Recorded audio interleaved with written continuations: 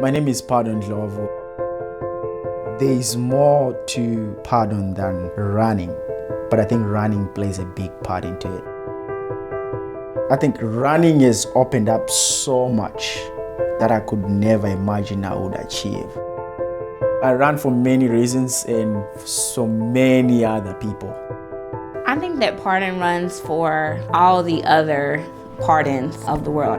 He runs for the next pardon. I want God to utilize my talent to make a better world. And the only option that I have is to be successful. I think that's what makes me wake up each and every day.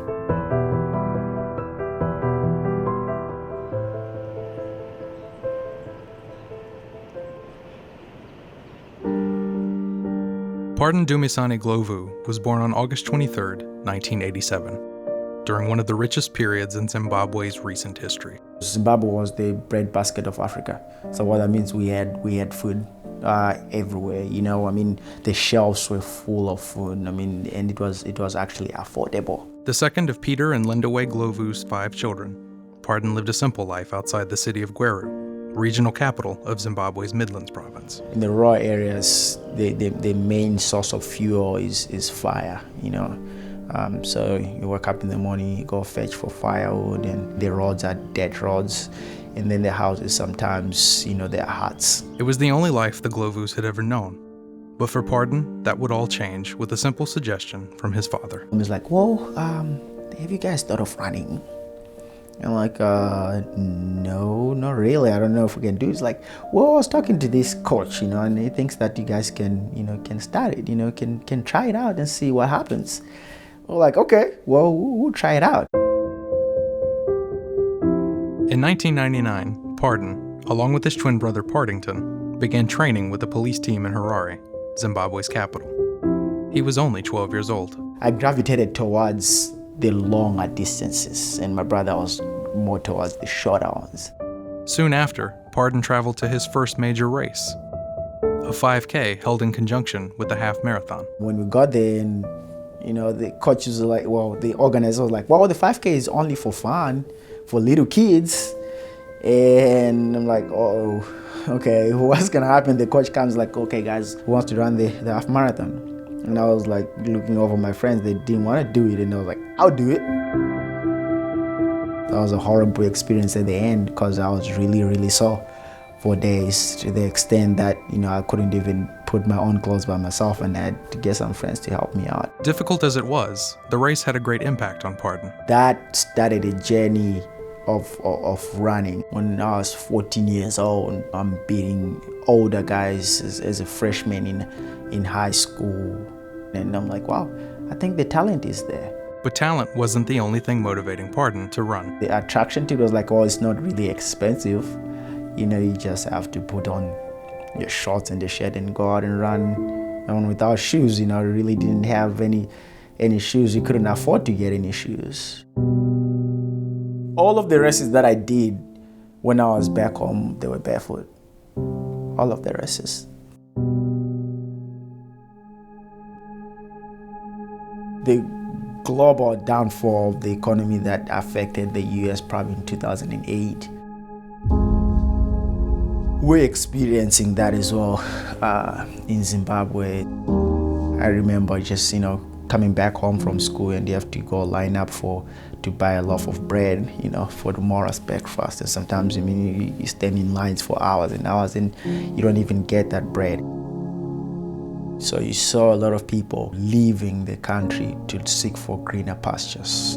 Pardon also had a desire to leave the country, but he was faced with 2 choices: running professionally in South Africa or running for a college in the US.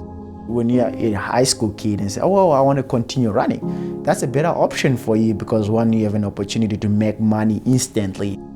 I think what stopped me from doing that was the academic aspect. I wanted to get a degree because in the back of my mind, I'm thinking, what if I get injured? What's going to happen next? In the end, America proved the better option.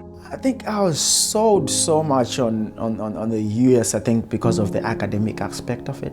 the perception that we saw USA is on TV. We called it the land of honey and milk, where everybody drives a convertible and they're all like taller buildings everywhere. You know what I mean? That's the perception that we Africans see, and that's an African American dream, if I could call it that way. Coming to the US, though, proved harder than he thought. His first hurdle was taking the SAT. Just so expensive, and I had to write ACTs several times, about 5 times to be exact, and that is because I didn't really know what ACTs were. At that point, I had prospects, schools that were actually interested, but the grades were holding me back. The cost of failure quickly took its toll. I think it was between $150 and $200 each test. That was hard. I remember my mom one time, I said, Mom, because she didn't understand the cause and why I needed to take the test. And my dad and my brother are in the police force, and they're not getting paid. Every month they're not getting their salaries. And these are guys that are getting about $300 a month. Eventually, though, Pardon's efforts paid off.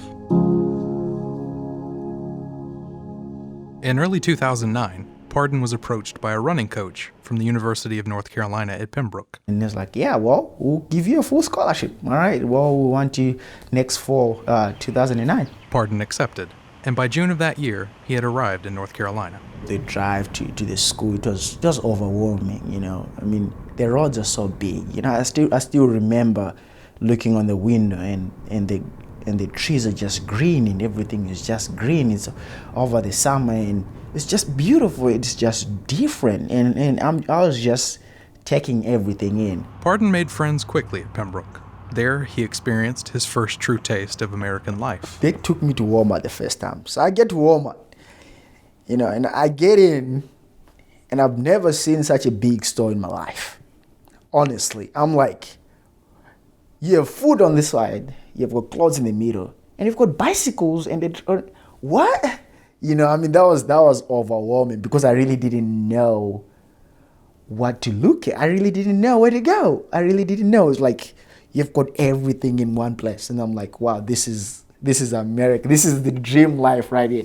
You really don't have to go anywhere else to get different stuff. You can get everything in one store. But living in America also brought to light troubles in Zimbabwe. I remember, being in a shower, and I'm like, oh my God, I know my mom doesn't have running water right now.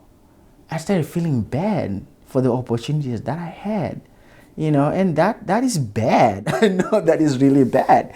And I'm like, oh my goodness, what did she eat today? Because I know the situation that I had left in Zim. And I started feeling homesick. Not that I wanted to be back home, but just because I wanted a different life for them that I'm experiencing right now. Because I can wake up and turn on the light and turn off the light and everything. I can go and switch on the stove, and it's actually working. It gets hot. That was different, and I wanted that for them, but they couldn't have it. And then I realized, the only way I could deal with that is just be the best I can be. To do that, though, Pardon would need something more. We actually got shoes. Free pair of shoes. So now here I am, in my coach's office, and he hands in the first pair of shoes. I mean, that was exciting. That was exciting. And I put them on, and I tried them on, and I'm like, wow, I got a free pair of shoes, and these are mine. And he's like, yeah, those are yours, and whenever you need any other pair of shoes, let me know. I used to send my friends every time pictures of the shoes that I got from my coach. And they loved it. They loved it. I always bragged about the type of shoes that I got from coach. I always did. And because I never get a chance to do that, and now I had the chance to do it and to actually own a pair of running shoes. That's life-changing, even though it's a small thing, but it's life-changing. I collect shoes, not for myself, but for others that don't have. Whenever I'll get a chance to take them back home, I will. And I sent my brother some shoes as well. And I sent my dad some shoes, and he called me and he's like, so whose shoes are these? I'm like, they're yours. He's like, they're mine? I'm like, yeah. I'm like, they're used up though. He's like, no, they're not. It's like, no, they're not. They still look new. I'm like, only if you knew that I ran like 600 miles on those shoes, you wouldn't wear them. But it's because it's not there.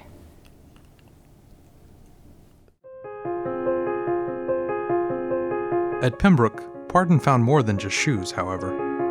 You come from a place where you're just waking up and running. When I was back home, you're just running. You don't even know what you're doing. The whole career at Pembroke, it was structured. It was completely structured. Everything that you do was a science. Shoes, structure, and science helped Pardon set the pace for a successful college career. I started running, getting better and winning races my freshman year, and then I made it to nationals. By the time he graduated from Pembroke, he had been named Runner of the Year twice and had become an 8-time All-Academic, as well as a 4-time All-American. It was then that one of Pardon's mentors recommended he aim his sights a little higher. We're thinking, wow, we're having a great year in my junior year. Why not try for the Olympics? We were like, okay, try for the Olympics. What are you talking about? And he was like, well, I think you can make it in the marathon. I'm like, what? A marathon? And just like that, Pardon's Olympic dream was born. But the Olympics weren't the only thing on Pardon's mind. Kara and I met at Pembroke in 2010 over the summer, and I just asked her to go for a run with me. Does he really think that I want to spend my first alone time with him running? That's really what went through my head. And then the second thing was, I'm not gonna get out here and run and embarrass myself, because this guy, we would see him just flying, 7 in the morning, 8 o'clock at night, he's just running. I think I was just trying to start a conversation, but I really didn't know how to start it. I just asked her, hey, like, can you go for a run with me? She's like, no way.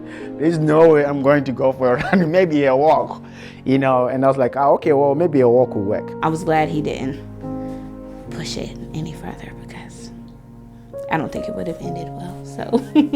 And from then onwards, we're here today. After graduating from Pembroke, Pardon and Kira moved to Augusta in 2013. There, Pardon enrolled in the MBA program at Augusta University, where he took on a position as a graduate assistant coach. Coming to Augusta after graduation really had a lot to do with the relationship that I had already established with the team and with the coach as well. Pardon's great as a coach. He's been a huge help to me. The athletes still, they can't wait to see Coach P, and I think it always kind of helps perk their attitudes up because they know how positive he is, and I think that that's something that I always enjoy, and it's always been nice for me to kind of be around. I know the athletes have as well. And at that point, 2016 was in my mind, a dream to make the Olympic teams. I'm like, well, okay, in order for me to do that, I need to get used to running marathons. So I remember, I think I talked to Coach Ward one time when we were talking, like, so what do you want to do? And he had mentioned, oh, well, I can show you some of the stuff I've done. And I was like, oh, that's great. And I said, if you need help, I'll be happy to give you some expertise. And he's like, well, would you mind coaching me? With Coach Ward's help, Pardon began training to qualify for the 2016 Olympics. His most important race? The 2015 Houston Marathon. When we arrived at the starting mark at the Houston Marathon, I had already signed up to get notifications for when he would be hitting, the mile markers. So I'm getting the notifications, and I know that he's, only has a little bit more to go, and he's pretty much set to reach that goal. But then the time kind of started creeping up there. As the race drew to a close, Pardon's window of opportunity also shrank. To qualify, he needed a time of 2 hours and 17 minutes. With less than a minute left on the clock, Pardon was nowhere in sight. I managed to look to the right, just waiting for that green singlet to just come around the corner. And so lo and behold, I just see him, in his little stride in his green singlet. It was probably the scariest 30 seconds of my life. When I saw that he crossed the finish line under that 217 mark, just by the skin of his teeth, I just remember trying to jump off the bleachers and trying to get, away from everyone. And I'm just, shouting at the top of my lungs, "We're going to Rio, we're going to Rio." With his qualifying time met, it was finally official. Ndhlovu would compete for Zimbabwe in the 2016 Olympics. Now with his MBA, Pardon waits to compete in Rio. Meanwhile, he busies himself running. Not races. We believe that talent can get you anywhere, but without education, you really can't achieve your full potential. But a nonprofit. So the main idea is to target kids that are athletically talented and try to provide them with the resources to focus on education and actually graduate and actually go on to colleges. Through his nonprofit, Sports and Education for African Youth Empowerment, Pardon is already giving back. In January, the nonprofit brought its first student to the U.S. and Augusta University. With the success of Kudakwashe, which is the first kid that we helped here, by the end of the season, he had run his seasonal best and received a Coach Improvement Award. While Kudakwashe's success was a victory in itself, it was only the first step of a much longer marathon. For Pardon, the Olympics is not just about running. It's about who he's running for. He's running for all the people who have similar backgrounds as him, all the people who've had to struggle, all the people who have a dream that just seems unachievable. When I look at running, it's a piece of a puzzle that has a part in molding and completing the person that I am. So I think that because Pardon is running for something that's bigger than himself, he's never going to give up on that dream that he has to help other people. There is more to Pardon than running, but I think running plays a big part into it. It also goes back to who Pardon is. He's seen where he is and where much of his friends and family are in Zimbabwe, and he wants to be able to give back one day. I guess it's the opposite of a means to an end. He uses every door that has opened through running to help him help someone else. And the only option that I have is to be successful so that I can make a difference.